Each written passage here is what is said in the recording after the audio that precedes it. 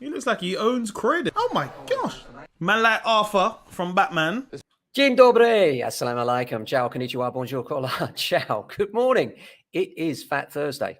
You know that if you're Polish, you don't know if you're English. And the idea is today you eat lots of donuts. I don't know why, but it's what you do. So feel free to eat those donuts with absolutely no guilt whatsoever because it is Fat Thursday. That's the good news. How are you? Hope you're well. As usual, discussing all things property. A lot of people are asking me what's really going on with the market right now. And what we're finding at the moment is there is a lack of supply, particularly of family housing coming through.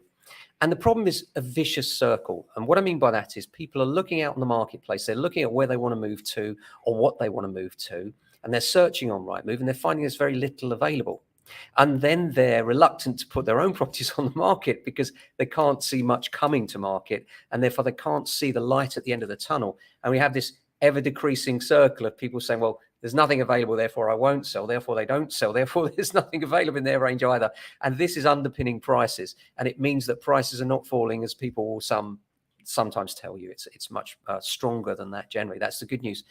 There is a rise in one thing as well, and that's tenants lying about their income. Now, 'twas ever thus, if you ask us, we've always found it, because rents are so high now and tenants need to find accommodation. And quite often when we're looking to insure those tenants, they need to meet certain income thresholds. Typically, for instance, if the rent was 1,000 per calendar month, their salary would need to be 30,000 to fulfill the insurer's requirements to make sure it looked affordable to them. That is, they had enough after their rent to pay for food, heating, clothing, and commuting.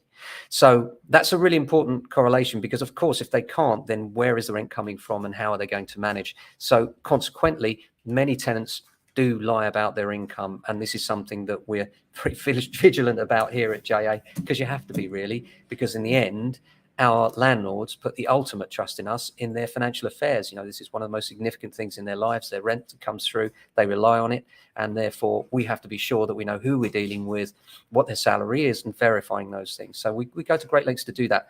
First, initially by discussion, and then later by verification independently via our referencing company. And then finally, of course, having the insurance policy to give our landlords the ultimate peace of mind, which is what we're all about. But yeah, according to the Daily Telegraph, prospective tenants are lying about their incomes to make landlords believe they can afford higher rents. Referencing agencies have warned a spate of fraudulent tenancy applications as renters compete amid a shortage of homes to let. In particular, agents have warned of prospective tenants buying fake pay slips to substantiate bogus incomes.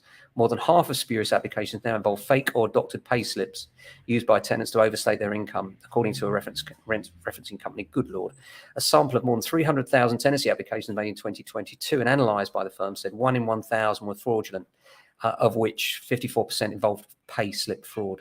1 in 1,000 is not a particularly high number. Sometimes I do wonder if it's a little bit higher where we are, but certainly it's something we have to be very vigilant about, I can tell you that.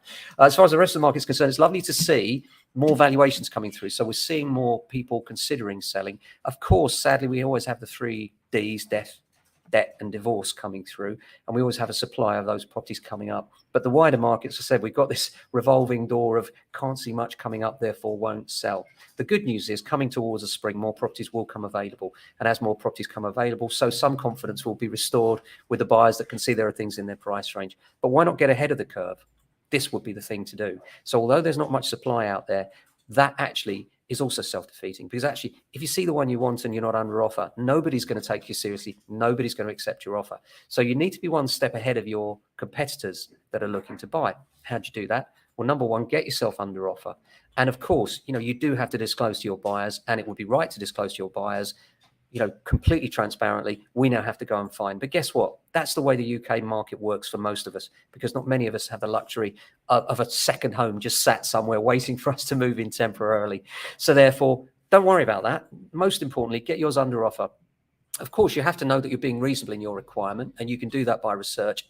If you're with a good agent, they'll do that research for you to make sure what you're looking for, where you're looking, is affordable and reasonable. Certainly, it's something we do for clients all the time. We search for clients directly. We negotiate the price on the ones they're buying, not just selling, because we're all about the 360, doing the whole thing from start to finish and helping our clients get to where they want to be. Because yes, their home's really important and the sale of that's really important. But for them, actually, in many ways, they want to fall a little bit out of love with the one they're living in and in love with a new home. So the new home becomes more important than the old, which is why here at JA, we work both ends for you. We'll help you to make sure that you're paying the best possible price for when you're buying, by negotiating it for you if you wish, certainly by backing it up with research and helping you with the search in general to make sure you get the very best from where you're looking to buy.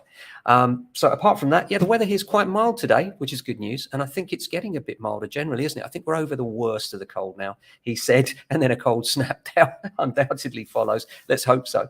But I hope you enjoy Fat Thursday. Have a great day. We'll be back tomorrow with another edition. Until then, look after your family and friends and yourselves, of course. Ciao.